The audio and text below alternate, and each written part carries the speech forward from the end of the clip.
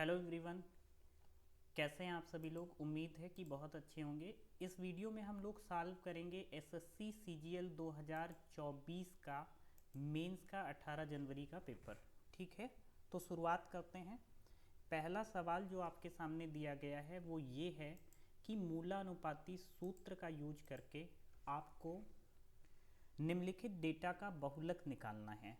तो मूलानुपाती सूत्र क्या होता है वो आपको पता होना चाहिए। तो इसके लिए फार्मूला हम लोग यूज करते हैं। जो मोड होता है वो होता है 3 median minus 2 mean, 3 median minus 2 mean. अब ध्यान से सुनिए, मीडियन निकालने के लिए कितने टर्म हैं? तो 3 3 6 और 3 9, 3 12 टोटल टर्म हैं। तो 12 का आधा n/2 करेंगे तो छठा 6 आ गया।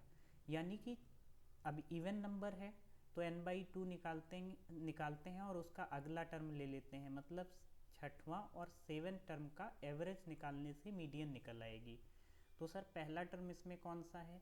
बढ़ते हुए क्रम में लिखेंगे। सबसे पहले आएगा आपका 16, एक हो गया, 17 दूसरा हो गया, 18 तीसरा हो गया, फिर 20 चौथा हो गया, 21 पाँचवा हो गया, 22 छठा हो गया और सातवां 24 हो गया। तो 22 और 24 का एवरेज कितना है? 4 2 6 यानी कि 23। 23 मीडियन हो गई तो 3 गुणे 23 यहाँ पे आ गया। अब इसका आपको क्या चाहिए है? मीन। मीन निकालने के लिए हम लोग ये मान लेते हैं, मीन हम डेविएशन से भी निकाल सकते हैं। तो हमने इसका मीन 20 मान लिया, 20 मान लिया। अब ध्यान से देखिए, हम मीन आपको निकालना सिखा रहे हैं। देखना ध्यान से कैसे निकालते हैं मीन डेविएशन मेथड से। अब यहाँ पे देखो, ये 20 से कितना कम है? तो आप कहेंगे सर -3 है। ये 20 से कितना है? 0 है। ये 20 से कितना ज़्यादा है? तो आप कहेंगे सर ये +1 है। ये 20 से कितना कम है? -2 है। ये +5 है और ये सर +8 है। और यहाँ पे 20 से कितना ज़्यादा है? आप बोलेंगे सर 4 ज़्यादा है। ये 20 से 2 ज़्यादा है। ये 20 से कितना कम है? 4 कम है। ये 20 से कितना ज़्यादा है? 4 ज़्यादा है। सर ये 20 से कितना ज़्यादा है? 5 ज़्यादा है। और ये 20 से कितना ज़्यादा है? 4 ज़्यादा है। तो इस तरीके से हम डेविएशन कैलकुलेट करते हैं। अब ध्यान से सुनेंगे, क्या सुनेंगे? ये माइनस का 4 और प्लस का 4 कैंसिल आउट हो गया।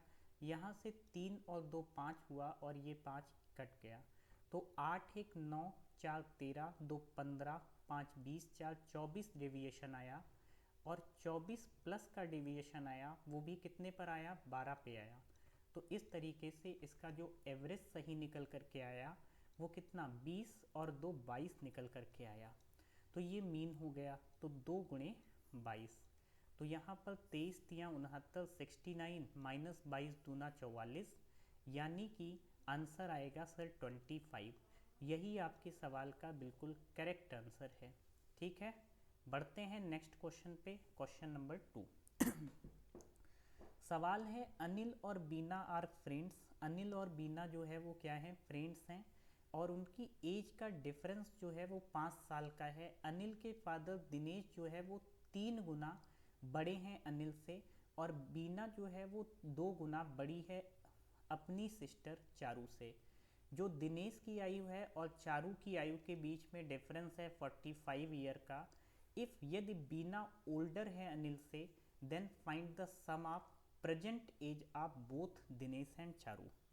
तो अनिल और बीना की बात कर लेते हैं। ध्यान से सुनिए, बीना जो है वो अनिल से बड़ी है और दोनों के बीच का डिफरेंस है 5 साल का। यानी कि अगर ये x साल की है तो ये x + 5 साल की है। या ये अगर 2x ईयर का है तो ये 2x + 5। 2x क्यों माना अभी समझ में आ जाएगा। अनिल के फादर जो दिनेश है ना, अनिल के फादर दिनेश 3 टाइम्स ओल्डर हैं इससे। तो 3 दूना कितना हो गया? यहाँ से 6x इनकी एज हो गई। अब बीना की बहन है चारू, बीना की सिस्टर है Charu, is twice, Bina is twice as older than her sister. Bina मतलब चारू से 2 गुना है। तो चारू क्या है? बीना की आधी, यानी कि x + 2.5 है। क्लियर है। और फिर दिया है कि दिनेश और चारू के एज का जो डिफरेंस है, यानी कि ये कितना होगा 5x माइनस 2.5, और ये आपको दिया है 45 ईयर। कंफर्म है?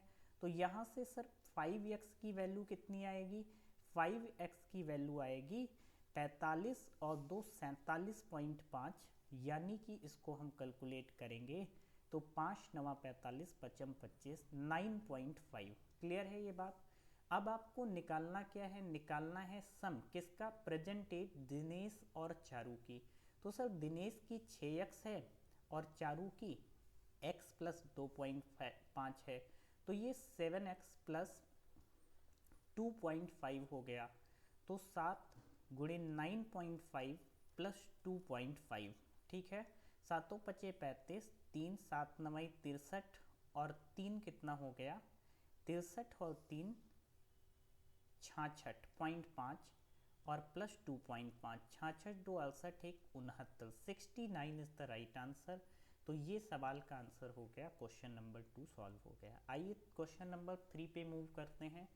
रानी और आद्या अलग अलग काम को करते हुए एक काम को क्रमशः 12 दिन और 16 घंटे, यहाँ पे 16 घंटे नहीं है 16 दिन ही है, तो इस बात को ध्यान रखना, 60 डेज में पूरा करती है। वे बारी बारी से एक एक दिन काम करती हैं। यदि रानी पहले दिन काम को शुरू करेगी और उसके बाद काम करेगी आद्या, तो कह रहे हैं तो काम कितने दिनों में पूरा होगा? रानी एक काम को 12 दिनों में कर सकती है, ठीक है, और आद्या एक काम को 16 दिनों में कर सकती है। क्लियर है ये बात? तो यहाँ से एलसीएम ले लेंगे दोनों का, कितना हो जाएगा सर 48 हो जाएगा। तो 12 चौक 48 और 16 तियाँ 48। कन्फर्म है? बिल्कुल। तो रानी एक दिन में कितना काम करेगी? 4 यूनिट। ये कितना काम करेगा आद्या? तो 3। कुल मिलाकर के 7 यूनिट काम होगा कितने दिनों में सर? तो 2 दिनों में 7 यूनिट काम होगा। काम कितना कराना है? 48। तो इसको 7 सत्ती 49 बार नहीं ले जा पाएंगे, 4 कम बार ही ले जाया जाता है अगर ऐसी कंडीशन बन रही। तो 4 मतलब 44 से आपको कम में जाना है, तो इसका मतलब 7 की 6 से गुणा कराएंगे, तो यानी कि 42 यूनिट जो काम है, 42 यूनिट जो काम है वो 12 दिनों में हो जाएगा। कितना? 12 डेज में हो जाएगा। कंफर्म है? इसके बाद क्या है, फिर रानी काम करेगी 4 यूनिट एक दिन में। नेक्स्ट फिर आद्या आएगी और 46 काम यहाँ तक कंप्लीट हो चुका है, सिर्फ 2 यूनिट बचा है। तो आद्या 3 यूनिट काम एक दिन में करती है, तो 2 यूनिट काम कितने दिन में करेगी सर? 2/3, क्योंकि 1 यूनिट 1/3, 2 यूनिट 2/3 दिनों में। तो सर ये कितने दिनों में? 2 यूनिट काम 2/3 दिनों में। तो इन सबको जोड़ेंगे, 12 1 13 सही 2/3 दिनों में काम क्या हो जाएगा? कंप्लीट हो जाएगा। और यहाँ पर वर्क भी कंप्लीट, 42 4 46 और 2 48। क्या यही आंसर है? बिल्कुल। बढ़ते हैं नेक्स्ट क्वेश्चन पे, क्वेश्चन नंबर 4। ये बहुत बेहतरीन सा सवाल है। सवाल में ये कंडीशन है कि अगर कभी भी a प्लस बी की वैल्यू 90 है, अगर a प्लस बी 90 है, तो यहाँ से ये बात, ये रिजल्ट हमेशा ध्यान रखेंगे, क्या होता है tan a into tan b। इसकी वैल्यू क्या होती है? इसकी वैल्यू 1 होती है अगर a प्लस बी का मान कितना है सर? 90 है, तो ऐसा होता है। अब ध्यान से सुनो, अगर ये है तो ये होता है a प्लस बी बराबर 90। तो यहाँ पर यही दे रखा है tan a tan b बराबर 1। तो यहाँ से क्या लिख सकते हैं सर? x प्लस वाई और प्लस x माइनस वाई बराबर 90। तो y से y मेरे ख्याल से कट जाएगा, बिल्कुल 2x बराबर 90, x की वैल्यू आ गई 45। इसलिए tan 45 का मान आप सभी को पता है 1, इस सवाल का आंसर हो जाएगा। मैं लिख देता हूँ, tan 45 का मान होता है 1, ये आपको पता होना चाहिए। नेक्स्ट, एक व्यक्ति कुल 15 रुपए में 10 एक समान वस्तुएं खरीदता है और उनमें से प्रत्येक को 1.7 में बेचता है। परसेंटेज लाभ आपको बताना है। 15 रुपए में 10 वस्तुएं खरीदता है, ये सीपी हुआ, और बेचता कितने में है? बेचता है सर 1.7 में एक। तो 10 वस्तुएं 17 रुपये में बेचेगा। प्रॉफिट कितने का हुआ सर? 2 का प्रॉफिट हुआ। 2 का प्रॉफिट कितने पे हुआ? 15 पे गुणे 100। ठीक है, तो 5 तिया 15 और 5 दूनी 10। इसका मतलब कितना आया सर? 40/3 और 13 तिया 39, 13 सही 1/3%, 13.33% आंसर हो गया। नेक्स्ट क्वेश्चन, सवाल आपके सामने है, एक त्रिभुज की बात करी है तो जल्दी से हम एक त्रिभुज बना लेते हैं। सबसे पहले आइए, एक ट्रायंगल हमने बना लिया। ओके, ये हमारे पास में एक ट्रायंगल है, ये हमने बना लिया। इस ट्रायंगल में कहा है कि एच जे के एक ट्रायंगल है, ये एच, ये मान लो जे है और ये मान लो के है। इसमें कह रहे हैं कि जो एच जे है वो एच के बराबर है। ये जो एच जे है ना, ये वाली भुजा, वो एच के बराबर है, मतलब इसके बराबर है। और जी जो है वो एच जे पर एक बिंदु है, एच जे पर एक बिंदु है। यहाँ पर मान लेते हैं कि जी जो है वो एक बिंदु है एच जे पर। इस तरीके से है, किस तरीके से है आइए देखते हैं। ये बिंदु है जी, इस तरीके से है कि जो एच जी है, एच जी माने ये वाली लाइन जो आप देख रहे हैं, ये एच जी है। ठीक है, एच जी जी के, जी के माने ये वाली लाइन, एच जी जी के ये वाली लाइन, और जे जे के माने ये वाली लाइन। ये तीनों ही लाइंस आपस में बराबर हैं। मैंने सेम कलर से दिखा दिया तो बराबर हैं। ठीक है ना। अब आपको जो भी बताना है, ट्रायंगल एच जी के और जी के जे, इनका सम का 2/3 बताना है। अब ध्यान से सुनो, अगर मैं इस एंगल को थीटा मान लूँ तो ये दोनों लाइन आपस में बराबर हैं, ये एंगल भी थीटा होगा। क्योंकि आपको पता है अगर किसी भी त्रिभुज में दो भुजाएं बराबर हैं तो इनके सामने के कोण भी बराबर होते हैं, बिल्कुल बराबर होते हैं। और ये एक्सटीरियर एंगल है तो ये एक्सटीरियर एंगल 2 थीटा हो जाएगा। आपको पता होना चाहिए अगर किसी भी त्रिभुज में ये एंगल ए है, ये एंगल बी है, तो सर एक्सटीरियर एंगल कितना होता है? ये ए प्लस बी होता है, ये आपको पता होना चाहिए। तो ये 2 थीटा होगा। अब ये दोनों अगेन बराबर हैं तो ये फिर से कितना हो जाएगा सर? 2 थीटा हो जाएगा। क्या ये बात क्लियर है? बिल्कुल क्लियर है। आइए ध्यान से सुनिए, अब ये 2 थीटा है और ये वाली लाइन, ये वाली जो लाइन आप देख रहे हैं, ये लाइन इसके बराबर है, तो इसका मतलब ये एंगल भी 2 थीटा होगा पूरा, यानी ये बचा हुआ एंगल थीटा होगा। अब इन सभी किसी भी त्रिभुज के सभी तीनों कोणों का सम कितना होता है? 180। तो थीटा 2 थीटा 2 थीटा, यानी कि ये हो गया 5 थीटा। इसकी वैल्यू है 180। तो मुझे बताइए कि थीटा कितना होगा? 36 डिग्री होगा। ठीक है, बिल्कुल होगा। अब आपसे पूछा क्या है? अब आपसे पूछा है एच जी के, एच जी के माने ये वाला एंगल एच जी के और प्लस जी के जे, जी के जी के जे, जी के जे माने ये वाला एंगल। ठीक है, जी के जे ये वाला एंगल, इन दोनों ही कोणों के योग का 2/3 आपसे पूछा है। अब इन दोनों ही कोणों का योग क्या हो जाएगा वो मुझे बताइए। तो सबसे पहले ये वाला एंगल कितना होगा? ये वाला एंगल होगा सर 180 माइनस 2 थीटा, क्योंकि ये 180 में से 2 थीटा घटा देंगे और प्लस ये वाला एंगल हो जाएगा थीटा। अब 100 बचा, कितना बचा है आपका? 180 माइनस थीटा, और 180 माइनस थीटा कितना है? 180 माइनस 36 यानी कि 144, और 144 का 2/3 आपको निकालना है। तो 3 चक्कू 12, 2 तीनों 8 24, 48 दूना 96। क्या कहीं भी ऑप्शन है? बिल्कुल, option number C is correct answer. समझ में आ गया होगा आई होप। नेक्स्ट क्वेश्चन पे मूव ऑन करते हैं। सवाल ये है और इसमें y का मान पूछा है, आइए देखते हैं। पहली इक्वेशन आपके सामने दे रखी है x minus 2y plus 2z is equals to 16। अब x minus y plus z is equals to 9। Next है यहाँ से 2x माइनस 3y माइनस का z इज इक्वल्स टू 9। ठीक है ना। अब देखो तीन इक्वेशन है, तीन ही वेरिएबल हैं, तो हम इसमें कुछ भी मान नहीं सकते, यानी कि आपको सॉल्व करना ही होगा, किसी भी हालत में आपको सॉल्व करना ही होगा। अब देखिए सॉल्व करने की कोशिश करते हैं। अगर मैं इन दोनों इक्वेशन को जोड़ूं तो यहाँ से कितना आ जाएगा, यहाँ से आ जाएगा सर 3x माइनस का 4y बराबर 18। क्या ऐसा आ जाएगा? बिल्कुल आ जाएगा।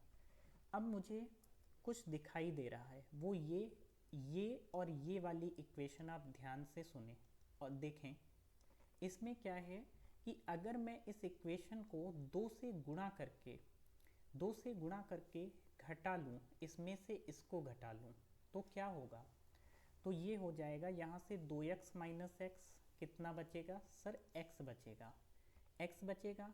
यहाँ से 2 माइनस का 2y और ये घटाएंगे तो प्लस का 2y कैंसिल, प्लस का 2z माइनस का 2z कैंसिल, और यहाँ से 9 दूनी 18 माइनस 16 2 आ जाएगा। x की वैल्यू 2 आ गई, यानी कि 3 दूना 6 माइनस का 4y बराबर 18। अब मुझे ये बताइए कि 4y तो इधर चला गया और 18 माइनस 6 कितना बचेगा सर? ये माइनस का 12 हो गया, डेट्स इट। माइनस का 12 हो गया, 18 माइनस, हाँ माइनस का 12, तो y की वैल्यू कितनी आ जाएगी? माइनस का 3। क्या कहीं कोई ऑप्शन है? बिल्कुल है, ऑप्शन नंबर 1 करेक्ट हो गया। नेक्स्ट क्वेश्चन पे चलते हैं सर। अगला क्वेश्चन आपके सामने है, आइए डिस्कशन करते हैं। सवाल है, एक लंबवृत्तीय शंकु की ऊंचाई 63 है और इसके वक्र पृष्ठ का क्षेत्रफल और इसके आधार के क्षेत्रफल का 5 गुना है। शंकु का मुझे बताइए, शंकु का वक्र पृष्ठ क्या होता है? शंकु का वक्र पृष्ठ होता है pi into r into l, ये इसके आधार का क्षेत्रफल। और कोई भी शंकु अगर ऐसे बनाएंगे तो इसका आधार एक सर्कल होगा और सर्कल का area pi into r square. आधार के क्षेत्रफल का 5 गुना है। पाई से पाई कटेगा, आर से आर भी कटेगा, यानी कि एल बराबर 5r। क्या ऐसा होगा? बिल्कुल होगा।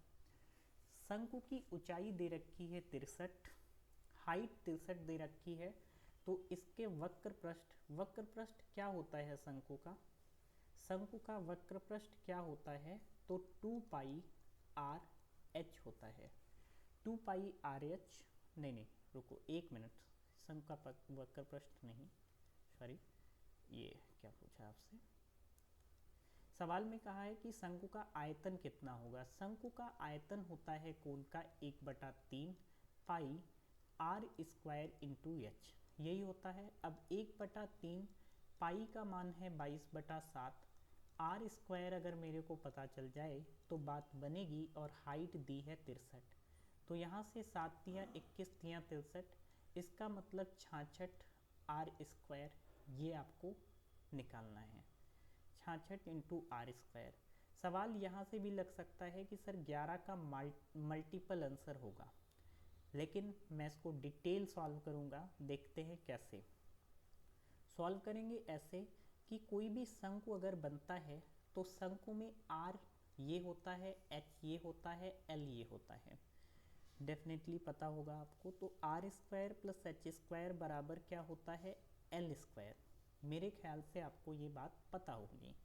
तो यहाँ से आर स्क्वायर है, एच स्क्वायर की जगह क्या हो जाएगा? 63 स्क्वायर, और बराबर एल स्क्वायर का मतलब 25 इंटू आर स्क्वायर। यहाँ से जाएगा तो 24 आर स्क्वायर बराबर कितना हो जाएगा? 63 गुणे 63 स्क्वायर, समझ रहे हो? अब यहाँ से 8 तीनों 8 24 और 21 तियाँ 63, यानी कि आर स्क्वायर की वैल्यू आ गई 21 गुणे 63/8। क्या ये बात क्लियर है? बिल्कुल क्लियर है। तो यहाँ से हम करेंगे 66, आर स्क्वायर की वैल्यू हो गई 21 गुणे 63/8, 2 चक्कू 8, 2 तियाँ 6, 2 तियाँ 6। अब डिजिटल सम हम लोग लगा लेंगे। डिजिटल सम लगाने के लिए नीचे 4 है तो नीचे डिजिटल सम 1 बनाना होगा। नीचे अगर 2 की पावर 2 है तो इसे हम 5 की पावर 2 से ऊपर नीचे गुणा कर देंगे 25 से, तो डिजिटल सम नीचे 1 बन जाएगा। अब यहाँ पे डिजिटल सम देखते हैं, 3 3 6 इसका डिजिटल सम हुआ, इसका डिजिटल सम 2 1 3 हुआ, इसका डिजिटल सम 6 3 9 हुआ, यानी कि 0। डिजिटल सम कितना आएगा? 0 0 आएगा डिजिटल सम। किस ऑप्शन में डिजिटल सम 0 आ रहा है? पहला ऑप्शन चेक करते हैं तो 9 हो गया, 8 और 1 9 हो गया, यहाँ पे 5 2 7 1 8, इसका डिजिटल सम 8 आ रहा है। यहाँ पे 9 हो गया, 5 और 4 9 हो गया, 7 और 2 9 हो गया। यही इस सवाल का आंसर हो जाएगा। आगे देखिए, 6 और 3 9 हो गया, 5 और 4 9 हो गया, 2 1 3 1 4 डिजिटल सम इसका आएगा। यहाँ पे इसका डिजिटल सम चेक करेंगे, 5 4 9, 5 2 7 3 10 1 11, यानी कि 2 डिजिटल सम आएगा। तो आंसर ये वाला हो गया। नेक्स्ट क्वेश्चन पे चलते हैं। तो ये किसका क्यूब है, कोई बताएगा? तो ये 19 का क्यूब होता है, आपको याद रखना है। ये आपको पता है 36 का स्क्वायर जो होता है वो 1296 है, इसलिए 36 का भी क्या निकालेंगे, ये 4th पावर है तो इसको 6 की पावर 4 लिख सकते हैं, डेफिनेटली लिख सकते हैं। तो ये 6 आ जाएगा, और 3 बटा में 57 और गुणे 42, 19 तियाँ 57 और 3 से 3 कैंसिल, ठीक है, और 6 सत्ते 42, आंसर कितना आएगा? 7। नेक्स्ट क्वेश्चन पे चलते हैं। किसी धनराशि को 3 दोस्त पी क्यू आर में इस रेशियो में बांटना है।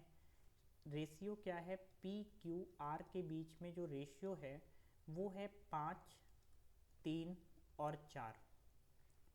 कह रहे हैं कि P को R से 1500 रुपये अधिक मिले हैं, तो 1 यूनिट की जो वैल्यू है वो आपकी 1500 है। तो Q का हिस्सा आपको बताना है, 3 यूनिट की वैल्यू हो जाएगी 4500 रुपये। ये इस सवाल का बेहद ही प्यारा आंसर होगा। नेक्स्ट, बहुत आसान सवाल था। 3 व्यक्तियों की औसत आयु जो है वो 2 5 और 7 इस रेशियो में है, तो सबसे छोटे व्यक्ति की औसत आयु आपको बतानी है, मतलब औसत इस रेशियो में है, ठीक। तो 5 2 7 7 14, 14x बटा में 3। एवरेज निकालने के लिए नंबर ऑफ डिजिट से नंबर ऑफ ऑब्जर्वेशन से भाग करना होता है, और ये है 56 ईयर। 14 चक्कू 56, तो 4 तियाँ 12, x की वैल्यू आ गई 12। सवाल में आपसे पूछा है छोटे की, तो 12 दूनी 24, यही सबसे छोटा है, और 24 is the right answer. Next सवाल, अगला सवाल है, बर्तन ए में दूध और पानी का रेशियो ये है, बी में 2:1 है। ए का x लीटर मिश्रण बी के y लीटर के साथ में मिलाया जाता है, तो नए मिश्रण में मिल्क और वाटर का रेशियो 8:5 हो जाता है। तो x और y का रेशियो बताइए। हम मिक्सचर और एलिगेशन से इस सवाल को करेंगे। बर्तन ए में मिल्क कितना है, हम मिल्क ही ले लेते हैं हर जगह पर। तो बर्तन ए में मिल्क है 4 बटा में 9, 5 4 9 टोटल मिक्सचर में से। और बर्तन बी में मिल्क कितना है, दूध है 2, वो भी टोटल कितना है सर 3। और जो हम मिश्रण बना रहे हैं, नया मिश्रण बन रहा है, उसमें मिल्क कितना है 8, कितने में से 13 में से। अब इनका एलसीएम ले लेंगे, 13 9 और 3 का डिनोमिनेटर का एलसीएम, तो यहाँ पे 9 और गुणे 13 यही एलसीएम आएगा, और इससे हर जगह पर हम लोग गुणा कर लेंगे। कैलकुलेशन को आसान बनाने के लिए ऐसा होता है। तो 13 से 13 कट गया, 8 9 72 यहाँ पे आ जाएगा, 3 तियाँ 9 हो गया, और 13 छंग यहाँ पे 78 आ जाएगा, और यहाँ पे करेंगे तो 9 13 चक्कू 52 आ जाएगा। समझ रहे हो?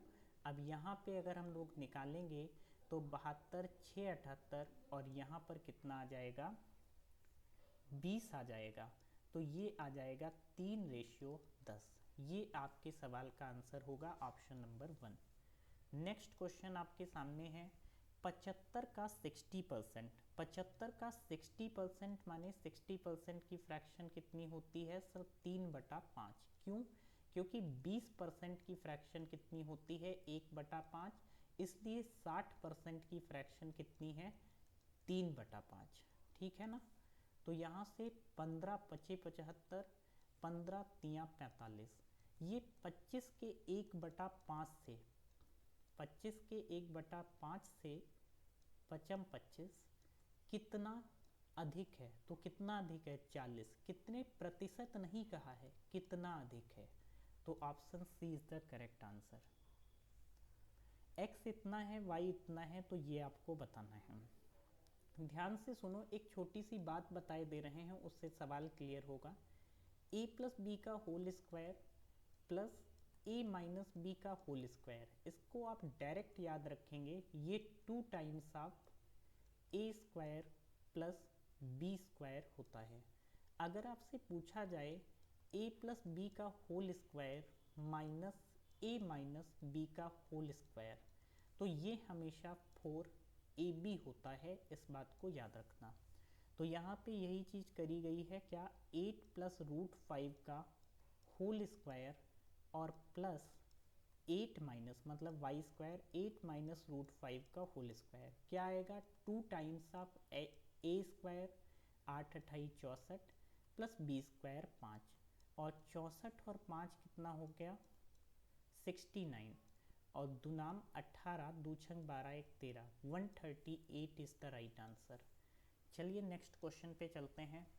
दो समरूप त्रिभुजों के क्षेत्रफलों का अनुपात। देखो, अगर करेस्पॉन्डिंग एरिया का रेशियो, मतलब दो कांग्रुएंट, दो सिमिलर जो फिगर हैं, दो सिमिलर ट्रायंगल हैं, उनके एरिया का रेशियो 121:225 है, तो उनकी करेस्पॉन्डिंग साइड्स का रेशियो इसका रूट होगा, यानी कि 11:15 होगा।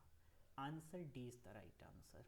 अगला सवाल ये है, कह रहे हैं कि ये दिया है थीटा पहले क्वाड्रेंट में है, तो इसका मान आपको बताना है। बेहद आसान सवाल है। अगर मैं इसको उल्टा कर दूं, थोड़ी देर के लिए आप समझने की कोशिश करें, sec theta plus tan theta upon में, अभी आपको समझ में आ जाएगा, sec theta minus tan theta बराबर 9/1, और इसमें सी एंड डी रूल लगा दें, कंपोनेंडो एंड डिविडेंडो रूल लगा दें, यानी कि न्यू क्या होता है? न्यूमरेटर प्लस डिनोमिनेटर, यानी कि 2 सेक थीटा, अपान में न्यूमरेटर माइनस डिनोमिनेटर, यानी कि 2 टेन थीटा। अब यहाँ से ध्यान से देखिए, 9 1 10 और 9 में से 1 गया 8। कंफर्म है? बिल्कुल कंफर्म है सर। 2 सेक थीटा का मतलब क्या होता है सर? 1/cos होता है, और टेन थीटा का मतलब साइन बटा कॉस होता है। कॉस से कॉस कैंसिल आउट हो गया, और यहाँ पे 5/4, यानी कि जो साइन की वैल्यू आई है वो कितनी आई है? 4/5, और साइन थीटा की वैल्यू आई है 4/5। अब ये हमने बना लिया, सपोज ये थीटा है तो ये 4 है, ये 5 है, तो ये कितना होगा? ट्रिपलेट से 3। और चूंकि पहले क्वाड्रेंट में है, पहले क्वाड्रेंट में क्या होता है? सारे ही पॉजिटिव होते हैं, सारे पॉजिटिव होते हैं साइन कॉस, तो साइन की वैल्यू कितनी है? 4/5, तो इसी का मान निकालते हैं 16/25, और माइनस टेन का मतलब हो गया 4/3, सॉरी ये नहीं, तो ये 4/5 माइनस ये हो गया 16/9। कंफर्म है? 4/3 आएगा 10, यहाँ पे 4/5 और प्लस 16/9। अब देखिए यहाँ से 4 नाम हो जाएगा 36, और माइनस 16 पंचे 80, और 80 में से 36 जाएगा तो कितना बचेगा? कोई बताएगा? यहाँ से आपका 44 बचेगा, वो भी माइनस का, और नीचे 5 9 45, यहाँ भी है, यहाँ भी कैंसिल आउट हो जाएगा। 4 नाम 36 और 80 जोड़ेंगे 6 8 3 11। अब काटेंगे 4 से, 4 एकन्ना 4, और यहाँ से 4 दूनी 8, 4 नाम 36, तो -11/29 इस सवाल का आंसर है। बढ़ते हैं नेक्स्ट क्वेश्चन पे। एक खिलौना जो है वो शंक्वाकार है, जो एक अर्धगोले पर लगा हुआ माउंटेड है, मतलब ये कुछ इस तरीके का अर्धगोला है और इसके ऊपर एक शंक्वाकार जो है इस तरीके से लगाया गया है, खिलौना है। अर्धगोले और शंकु की त्रिज्या, जो अर्धगोले की त्रिज्या होगी वही शंकु की त्रिज्या होगी, और ये आपकी 36 दे रखी है। शंकु की ऊंचाई दे रखी है, तो कुछ ऐसा फिगर बनेगा। रेडियस आपकी 36 है, शंकु की ऊंचाई 105 है, तो एक ट्रिपलेट होता है 36, 105, 111। नहीं याद है तो रट ले, ये बहुत काम आएगा, ठीक है ना। 36, 105, 111, तो ये स्लैंट हाइट 111 हो जाएगी। खिलौने का संपूर्ण पृष्ठीय क्षेत्रफल आपको निकालना है, टोटल सरफेस एरिया। मुझे ये बताइए कि ये जो शंकु है इसका कोन का जो हो जाएगा सरफेस एरिया वो पाई आर एल हो जाएगा, बिल्कुल। और इसका कितना हो जाएगा अर्धगोले का? अर्धगोले का होता है 2 पाई आर स्क्वायर, कन्फर्म है 2 पाई आर स्क्वायर, ये इसका सरफेस एरिया हो जाएगा, ठीक है ना, बिल्कुल हो जाएगा सर। अब चलिए यहाँ से पाई मैंने लिख दिया, और आर भी बाहर ले सकते हैं, बिल्कुल ले सकते हैं, कोई समस्या यहाँ पे नहीं है। तो आर को मैंने यहाँ से बाहर ले लिया आर, या फिर इसको लिख ही लेते हैं पाई इंटू आर, ये एल प्लस कितना हुआ 2r। तो पाई आर का मतलब कितना है सर 36 है। यहाँ पे एल का मान कितना है? एल का मान है 111 और प्लस 36 दूना 72, यानी कि 2 1 आ गया 3, और यहाँ पे 7 और 1 8 आ गया, और यहाँ पे 3, तो 3 छाक 18, लास्ट में आएगा 8, आंसर ये हो जाएगा। अगले सवाल पे चलते हैं। मान लीजिए कि ए और बी दो खिलाड़ी हैं जो टारगेट को हिट करने के लिए खेल रहे हैं। ए और बी के द्वारा टारगेट को हिट किए जाने की जो प्रोबेबिलिटी है वो 2/3 और 3/4 है। उनमें से किसी भी एक द्वारा टारगेट को सटीकता से हिट किए जाने की प्रायिकता क्या होगी? कोई एक ही टारगेट को सेट करें। देखो, यानी कि ए टारगेट को सेट कर दे और बी टारगेट को सेट ना कर पाए, या फिर ए टारगेट बी टारगेट को सेट कर दे, ए टारगेट को सेट ना कर पाए, तभी तो कोई एक करेगा। तो ए के हिट करने की प्रोबेबिलिटी 2/3, और बी इस बार हिट ना कर पाए तो उसकी प्रोबेबिलिटी हिट करने की 3/4, तो नहीं हिट करने की सर 1/4। बी हिट कर दे इस बार तो 3/4, और ए हिट ना कर पाए इस बार तो 1/3, तो 2 और 3 5, और नीचे 12 ही आएगा, 4 3 12, तो आंसर 5/12। चलिए नेक्स्ट क्वेश्चन पे चलते हैं। ABC एक समकोण त्रिभुज है, ये एक राइट एंगल ट्रायंगल है ABC, जो कि B पर कह रहे हैं कि समकोण है ABC। सवाल में कहा है tan A की वैल्यू √3 है, A की वैल्यू √3 है, इससे हमें बहुत फर्क नहीं पड़ता है। कैसे? सवाल में देखिए, sin A cos C plus cos A sin C, ये फार्मूला लिखा हुआ है किसका? ये sin A प्लस C का फार्मूला है। sin A प्लस C होता है sin A cos C plus cos A sin C, और ये लिखा हुआ है cos A प्लस C का फॉर्मूला। फार्मूले आपको याद होने चाहिए। तो A और C का मान कितना हो गया? 90 डिग्री, क्योंकि 90 यही हो गया तो बचा हुआ 90। ये sin 90 हो गया, ये cos 90 हो गया। सर sin 90 की वैल्यू 1 है, cos 90 की वैल्यू 0 है। सवाल आपका सॉल्व हो गया। अगले क्वेश्चन पे चलते हैं। यहाँ पे आपको मान निकालना है। ए ऊपर जाएगा, वैल्यू कितनी आएगी सर? ए की पावर 7 - 9 यानी कि -2। बी की वैल्यू 8 में से 5 जाएगा, 3 बचेगा। सी की वैल्यू 3 बचेगी। बेहद आसान सवाल। अगले क्वेश्चन पे हम लोग मूव करते हैं। किसी स्थान की जनसंख्या 2016 से 2018 तक, ये कैलकुलेटिव सवाल है, 2016 से 2018 तक 6% वार्षिक दर से बढ़कर के 50,000 हो गई, और अगले 3 वर्षों तक वृद्धि इसी तरह जारी रही। ए 2016 की जनसंख्या है, ए 2016 की जनसंख्या है, ये 2016 की जनसंख्या है, और बी जो है बी वो 2020 की जनसंख्या है। ठीक है, तो दोनों अगले संभावित पूर्णांकों के सन्निकट किए, दोनों अगले संभावित पूर्णांकों के सन्निकट किए गए। तो कह रहे हैं कि b माइनस ए का मान आपको बताना है। अब यहाँ से एक बात और ध्यान दें कि यहाँ पे 2018 इन्हीं 3 सनों की बात है, 3 ही मतलब ईयर्स की बात है, और 2018 में जनसंख्या बढ़कर के कितनी हो गई, 50,000 हो गई, 6% की वार्षिक दर से बढ़कर के।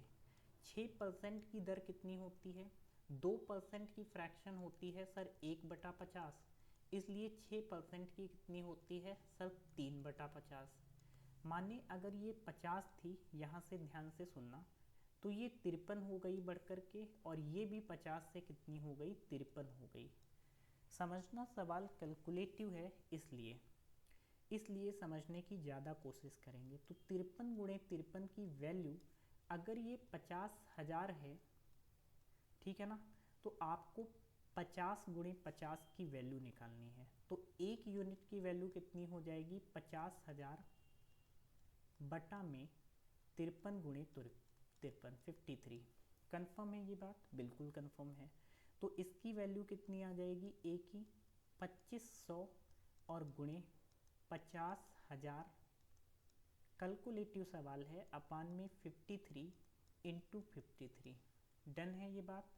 आप बोलेंगे सर बिल्कुल एकदम क्लियर है, कोई समस्या यहाँ तक मेरे को नहीं आई है। अब यहाँ पे देखो 2020 में वही रफ्तार से बढ़ रही है, तो अगर यहाँ पे मान लो सपोज इस चीज़ को आपने समझ लिया, यहाँ पे अगर मान लो ये 50 थी, 50 से पहले वर्ष 53 हुई, अगले वर्ष भी 53 हुई, तो इसकी वैल्यू इतनी है, तो इसकी वैल्यू आपको निकालनी है। 2500 की जो वैल्यू है वो सवाल में दे रखी है 50,000, ठीक है, 2500। डन। तो देखिए ध्यान से, 2 जीरो से 2 जीरो कट गया, बिल्कुल, और यहाँ से 25 दूना 50, तो इसको 20 से गुणा कर देंगे, 53 गुणा 53 को बात बन जाएगी, है ना। तो 53 का स्क्वायर अगर आपको नहीं पता तो आपको पता होना चाहिए कितना होता है, 2809।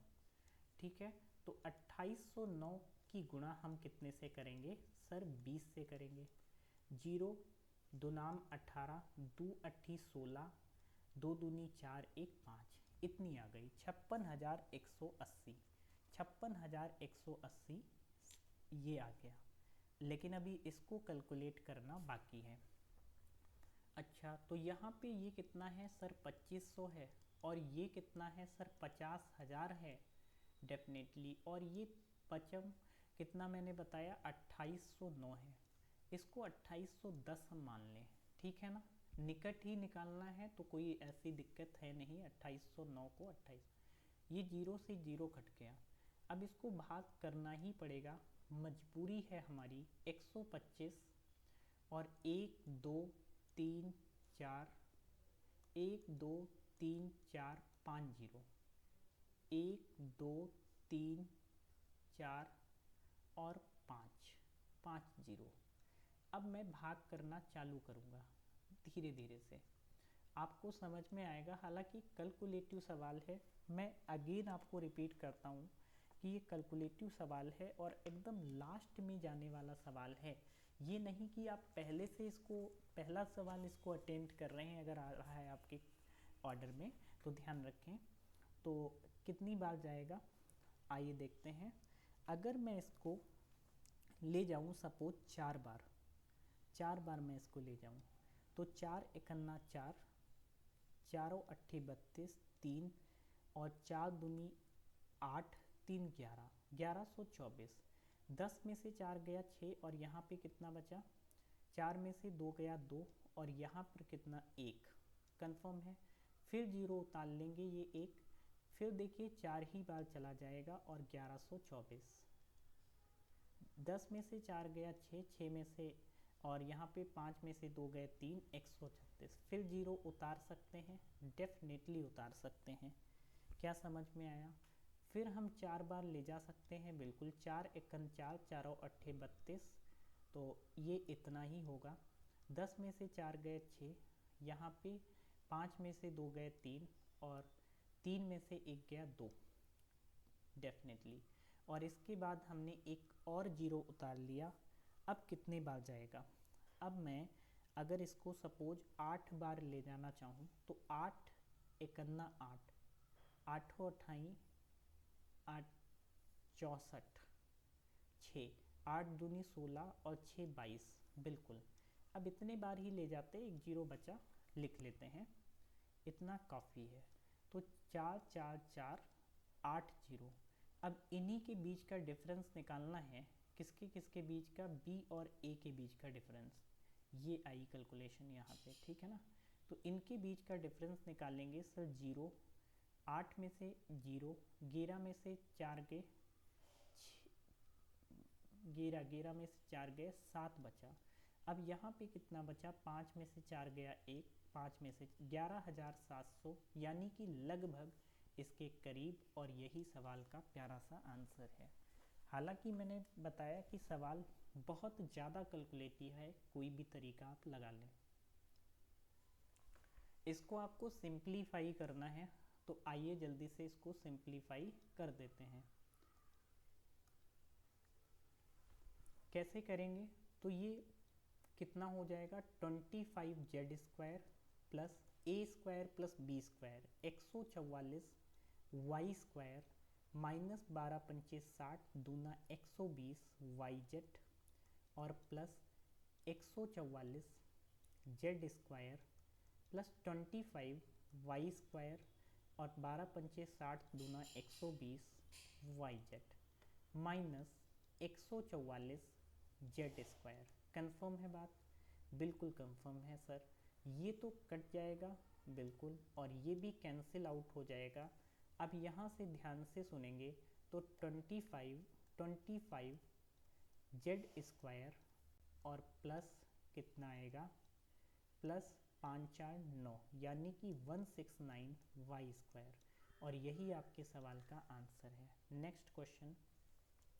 2200 मीटर लंबे वृत्ताकार ट्रैक पर दो लोग दौड़ रहे हैं, सरिता और कविता, अपनी साइकिल से एक ही बिंदु से, लेकिन ये विपरीत। ये इधर दौड़ता है, ये इधर दौड़ता है। कविता इधर दौड़ती है, सरिता इधर को दौड़ती है, ठीक है।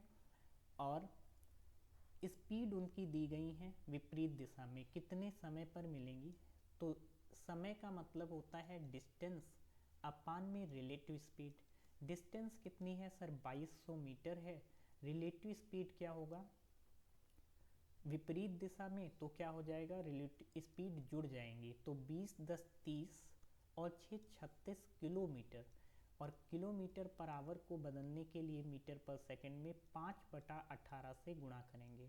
तो यहाँ पे 18 दूनी 36 होगा, यानी कि 5 दूना 10, 220 सेकंड आएगा। अब इसको मिनट में बदलने के लिए क्या करेंगे? 60 से भाग करेंगे। तो 60 6 तियाँ 18, 3 घंटे और 40 मिनट 40 सेकंड आपके बच गए। क्या ये कहीं पर आंसर है? आप बोलेंगे सर बिल्कुल है, option B is correct. Next सवाल। सवाल है 12 सेंटीमीटर व्यास और 5 सेंटीमीटर ऊंचाई वाले एक लंबवतीय शंकु का आयतन दिया गया है। आयतन आपको निकालना है। तो शंकु का आयतन मैं आपको बता दूं, ये अभी अभी मैंने कराया था 1/3 पाई r² h। तो 1/3 पाई का मान है 22/7, r² बोले तो ये व्यास है, तो इसका आधा होगी रेडियस, यानी कि 6 गुणे 6।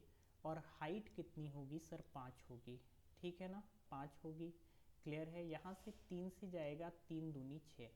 अब देखिए 5 दूनी 10 और 10 और 22 छक्का कितना होता है?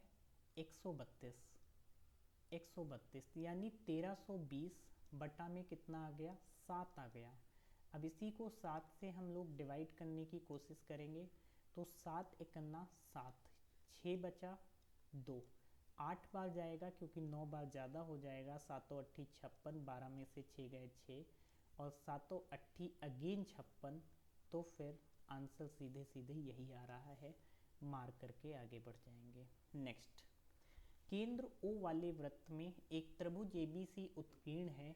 AB बराबर 21 है, BC बराबर 20 है, AC बराबर 29 है। तो त्रिज्या के त्रिभुज के परिवृत्त की त्रिज्या सर्कम रेडियस आपको बतानी है। एक बात मेरे को बताओ सबसे पहले कि 20, 21, 29 क्या ये एक ट्रिपलेट है या नहीं? ये एक ट्रिपलेट है या नहीं, मेरे को ये बता दो। बिल्कुल सर, ये एक ट्रिपलेट है। अगर ये ट्रिपलेट है तो क्या ये राइट एंगल ट्रायंगल नहीं बन जाएगा? बिल्कुल बन जाएगा। सर ये 20 है, ये 21 है, ये 29 है, इतना सब लिखना नहीं है, लेकिन मैं समझा रहा हूँ। और सर्कम रेडियस क्या होती है? हाइपोटेनस का आधा, यानी कि 29 का आधा कितना हो जाएगा? 14.5।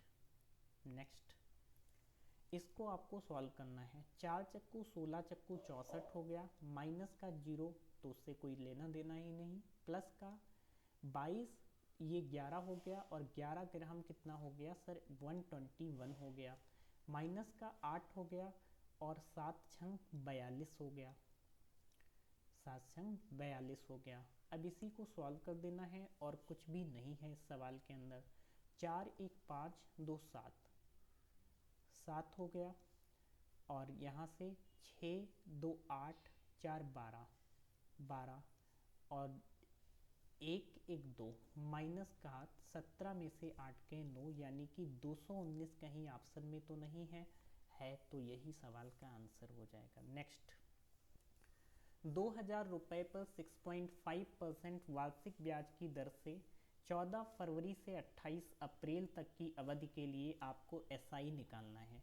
टाइम हम आपको बताएंगे कितना होगा, 14 फरवरी से 28 अप्रैल। 2023 है, कैसा ईयर होगा? तो सर ये ऑर्डिनरी ईयर होगा, यहाँ पर फरवरी 28 की होगी।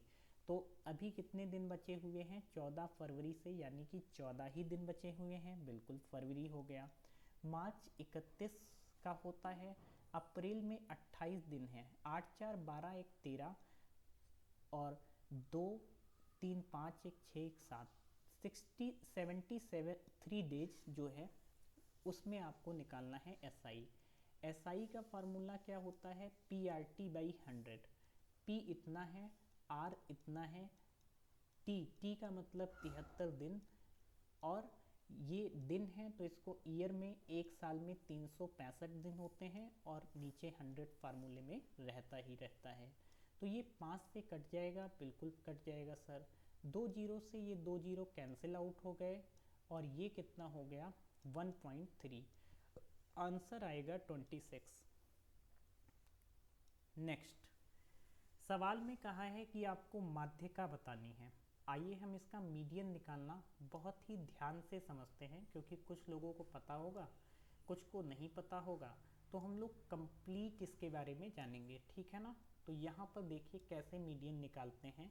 ये 0 से 5 है, फिर ये 5 से 10 है, बिल्कुल है सर, फिर ये 10 से 15 है, अंतराल है ये, और फिर ये 15 से 20 है, बिल्कुल है, 20 से 25 है, और 25 से 30 है, और 30 से 35 है, और कुछ है? बिल्कुल नहीं है। यहाँ पे फ्रीक्वेंसी दी गई है, ये 3 है, 5 है, 4 है, 2 है, 7 है, और 6 है, अगेन 5 है।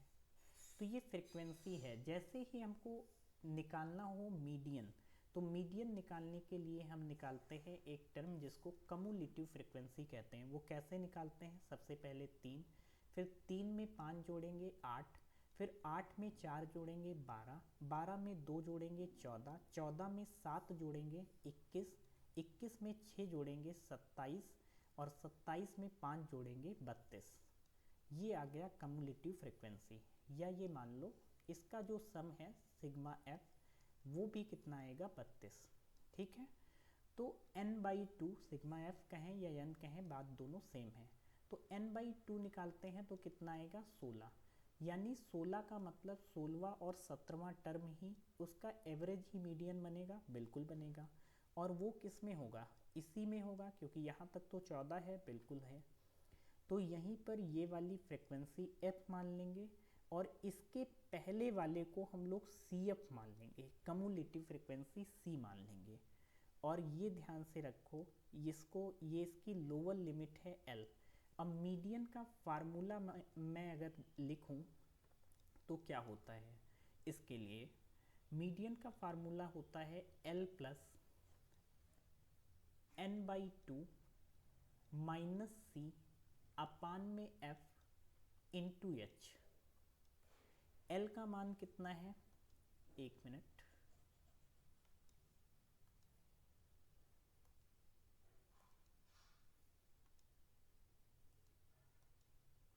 हाँ L का मान कितना है इसके लिए सर 20 है, और प्लस n/2 कितना है, तो n/2 का मतलब हो गया सर 16 है। C का मान कितना है, C का मान 14 है, और F माने फ्रिक्वेंसी 7 है, और हाइट मतलब इसकी वृत्त कितनी है, तो 5 है। समझ गए? तो 20 और प्लस 2 पंचे 10, ये 2 बचा, 2 पंचे 10 बटा में 7। इसका मतलब ये 21 तो आ ही जाएगा, क्योंकि 20 और प्लस 3/7। कंफर्म है ना ये चीज़? बिल्कुल कंफर्म है सर। तो 3/7, अब 1/7 की फ्रैक्शन 14, तो 3/7 की लगभग 42, यानी कि आंसर यही आएगा, कुछ भी कर लो। तो n/2 यहाँ से कितना निकल करके आया था, 16 में लिख दे रहा हूँ, ठीक है ना? ऐसे निकालते हैं मीडियन। नेक्स्ट क्वेश्चन, पहली 91 सम संख्याओं का औसत। अगर पहली आपको मान लो पहली n सम संख्या, पहली n इवन नंबर का सम निकालना है, ठीक है, तो वो कितना होता है, n+1, ये याद कर लें।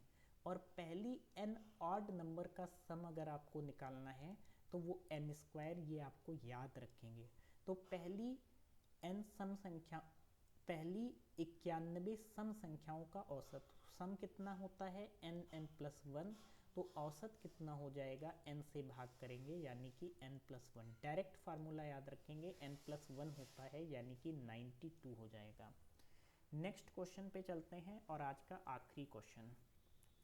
गणतंत्र दिवस के अवसर पर एक खुदरा स्टोर एक स्कीम देता है जहां ग्राहक अपनी कुल खरीद पर 26% का छूट का लाभ उठा सकते हैं। यदि मनीष ने इतने की वस्तु खरीदी तो वो स्कीम छूट के द्वारा कितनी राशि रुपए में बचाएगा, ये आपको बताना है।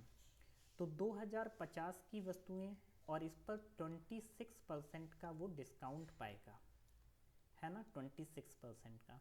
0 से 0 कट जाएगा, बिल्कुल 5 दूनी 10 हो जाएगा, और 5 चक्कू 20, 5 एकम 5, और 2 13 दूनी 26, तो 13 एकन्ना 13, 13 चक्कू 52, 1 53, 53, 533 इस सवाल का बेहतरीन आंसर हो जाएगा। तो सारे क्वेश्चन खत्म हो गए हैं। आई होप कि आपको समझ आया होगा। अगर वीडियो आपको पूरी समझ में आई है तो लाइक करें, शेयर भी करें, और चैनल को सब्सक्राइब भी करें। Thank you for watching.